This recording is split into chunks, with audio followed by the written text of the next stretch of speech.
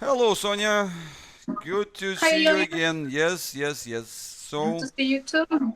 we've got some Well, kind of half yeah, half the words in the mouth the last time, because the care thing is such an exciting subject, eh?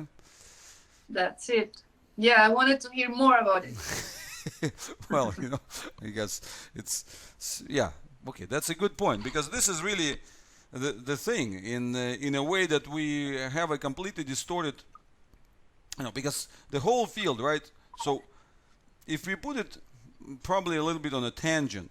So the professional community, if you go to the conferences on the cerebral palsy and so on, has been talking Okay. on trying to get something which they call the parent-centric model, right? So for already Yeah. quite a while. But unfortunately, that parent-centric model is not working very well, right? Because basically, when it comes to the professionals, they are even having hard time to identify like what are we going to do to make the parent centric model. So like, okay, let's make a first step. So start doing the rehab sessions at home instead of dragging families to the centers and so on and so forth. But the way that I see it, it's really not even that. It's not even the parent centric rehabilitation. It's the whole sequence of parenting care and rehabilitation where you have to put the care part as a centerpiece, because only within the Yeah. care as a centerpiece, that's when the leading role of the parent becomes most natural, because it's the Yeah, because the other way is just turning the parent into a therapist. that's it. And that is very weird for us. But Yeah, that is like changing the roles, but it's the same way. absolutely. And you see, and then it translates into all sorts of other things, right? So you see all the professionals, they kind of complaining, well, parents are not making that much of that good of a therapist, and so on, which is understandable, right? So you see, if you are asked to do the stretching for your child, so this is a very fine balance. So if you underdo it, it's kind of a waste of time, even if in a conventional sense. If you are like overdoing it, you're likely to do the damage, right? But then you have to know that fine limit, and where would you get the knowledge of the fine limit? Because it's your own child, right? So you can't, Yeah. disembody the parent from yourself, and if you try to do that, that's actually breaking the bond, right? And so Yes. that's really, but that's a separate subject that we'll have kind of, we have to talk a lot further about. But let's get back to the care, right? So let's get back to the care itself. So with the care itself, you already have the allocated time budget. You have a high awareness about it. You have you have established routines and the procedures. So everyone is comfortable about it, right? And then this is really an important thing to say, that to understand that for the child with the cerebral palsy, routines, the secret of success is in better routines. It's not winding through it, not seeing, oh, this is a routine, this is boring, right? So there's all the same story again. Well, like for you, right? What am I doing? I'm feeding Russia, whatever, 4 times a day, and it's all the same thing. Okay, here we are. This is the spoon. I'm just slightly changing the foods and so on. So routines, we are, and that's another point, right? So we are not very well wired for appreciating the routines. We love the novelty, right? So you see, we love the excitement. We love, something new, new, new, new, new, right? But the compound interest in the child development is earned through the routines. Oops, you've been. But for instance, if we think about anti-fragile, is it helpful to have some flexibility in those routines? Well, that's a good point, right? But the first thing is that what scale you're working at on that, right? So because when it comes to the flexibility of the routines, first of all, before getting flexibility of the routines, you have to get routines. So before getting them flexible, and this is also a very important thing, right? Because you have to understand that for a child with cerebral palsy, right? So you see, we're there sensory system being in the kind of continuous high alert, right? So for them, like whether it's the sounds, whether it's the contact, whether it's the sort of sudden movement, a lot of things that can trigger this kind of fight or flight response, and particularly the panic response, right? So that's why the routines are those safe zones when they can switch the guard off. And this is really important, that the child can switch. What do you mean about the panic response? Okay, the panic response is very simple, right? So you see, for instance, if the door bangs, right, and the startle reflex kicks in, what is that? That's what happens, right? That's a panic response. But the panic response, you have to understand that it's not just a short reflex, it's the total like switch of the system into this panic mode. It has the corresponding hormonal release, it has the change of the physiology in terms of the heartbeat rates, it has the activation of the different muscle groups and so on. So basically it's a completely, it's a complete different type of response, and it has a long trace. So it has a trace at best, at minimal, that's a 20-30 seconds, trace. Most likely that trace is even longer. So that's why that's why you've seen generally in so many scenarios that children with cerebral palsy, they dislike novelty, right? So anything that comes with novelty is very stressful, because their zone of comfort, their zone of confidence is so small that and on the other hand, the cost of getting out of that zone is so high, right? The risks, right? The fears and so on, they're so high that they are really, introduction of what looks like a small novelty for you becomes a big challenge for them.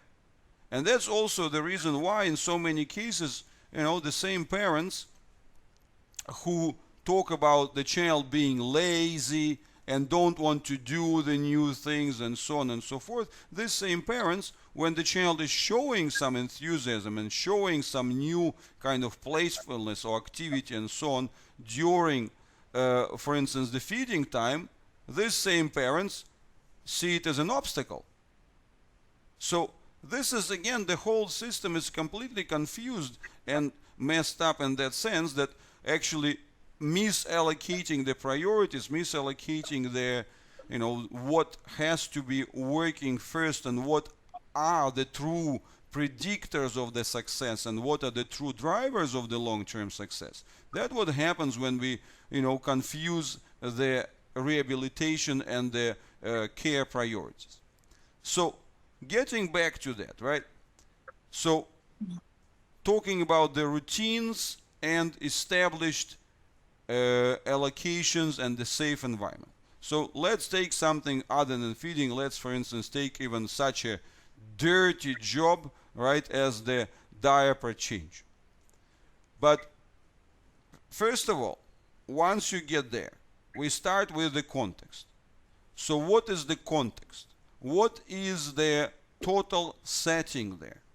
Are you going to take that diaper change as an experience, as an exploration of the child's body and the movement, as the opportunity to connect those quiet moments and that non-verbal communication that can happen with you? Or you're just going to do it and to, take the old off, wipe the butt clean, put some powder in, close it, off. So that's really the case.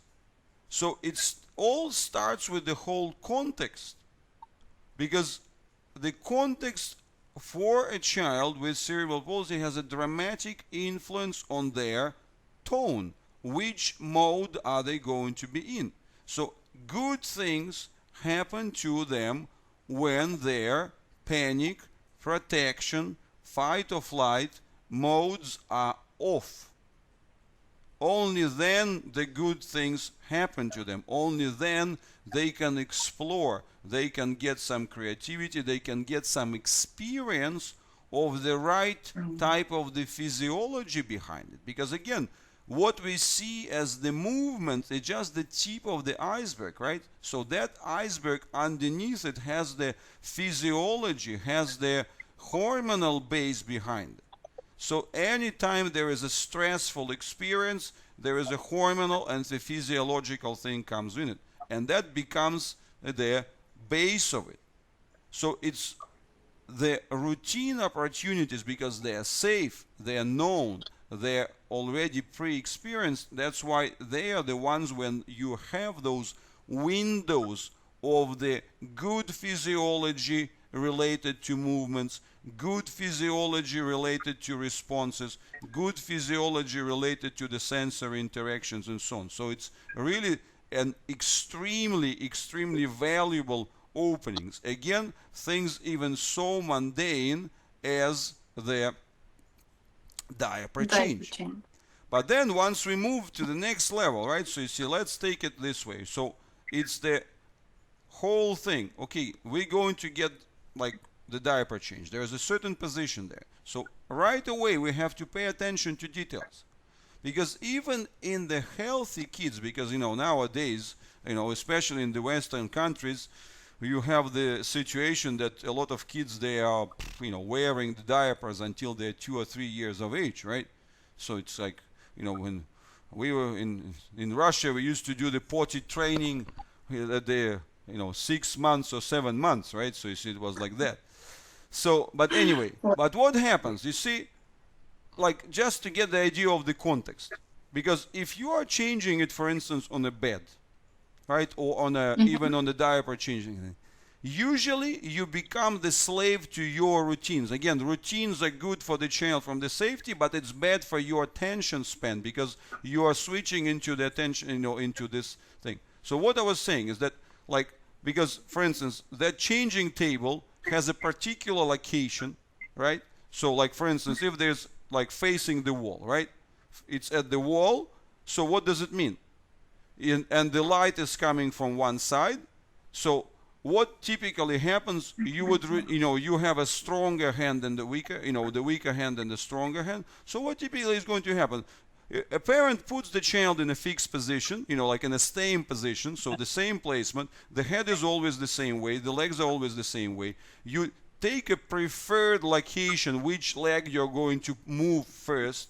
Then you have a very, like efficient movement, unzipping, let's say unstacking the diaper. Then, wipe it from the, again, a very clear same movement, and then you close it. But that fact alone, if you look at the fact that the child, even a healthy child, being pulled by the same leg through the several years of changing diapers, even that is a tendency that can create significant asymmetry. Imagine what happens to a child with, disability with a CP who is already having those asymmetries there. So that's the context, that's the awareness, how you approach it, how attentive you are, and how ready you are to to get some transition, so that today we're going to put the head, instead of going towards the window, we'll put it towards the door, right? And then even That's very difficult for me. If you shift Rocio, I don't know what to do. It's very, very difficult. Exactly. But this is, but that's why, I'm just telling you how many nuances are there, right? So that in itself, it's a training, it's the engagement, because, you have such a strong automatic way of doing it already. So just a little shift, again, just changing the way how the head is positioned and how you should reach already confuses you, right? So, but that's exactly the point. It just shows you how many opportunities for adjustments are there, right? And then the same story, when you start moving the leg, what are the first things that you're doing? Where are you getting your touch? whether you're waiting long enough, let's say to enter into the system, because any kind of immediate fast entry, you see that if you do it something a little bit faster, what happens for her? She first gets tense, right? Or, for instance, when she's excited, right? So you see the whole thing also comes into it. So it's the whole timing of waiting for the moments when you can actually find the quiet moment, when you have the opportunity to get the leg moving without the resistance, to get this, so then, to balance the two legs, to get some extra activities like, whatever, get a little bit of rocking, get a little bit of these things, because you see, fact is, the child who is wearing the diaper, it's completely missing also it's missing sensory field there, right? So therefore, things like just a basic, refreshment, massage, points of contact, and so on, getting some air exposure to it, and getting this type of thing. So that's already a big sensory point, because on the other hand, we are all worried about the hip flexor contractures, we are worried about the adductor contractures and so on, but then we ourselves create the situation when all the surrounding tissues are not being present on the sensory map. So these simple considerations, the moment you zoom into it, you start seeing all these nuances which are building around the thing which is such a mundane thing as the diaper change. So that's again just an example for you to review those activities. Think about the context, where the things are positioned, what you can change, what are the slight things that you can change, because also the same thing with the feeding, the way that you put the feeding chair towards the light.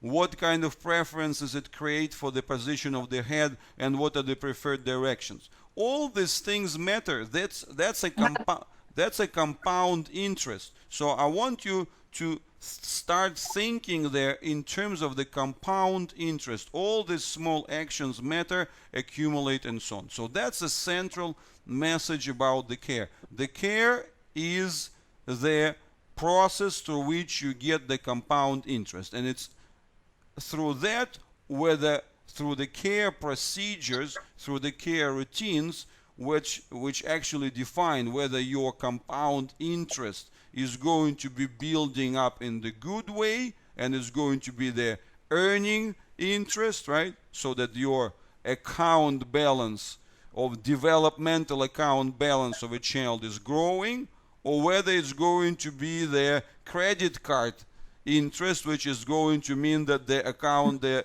developmental account balance is actually going to be gradually drained.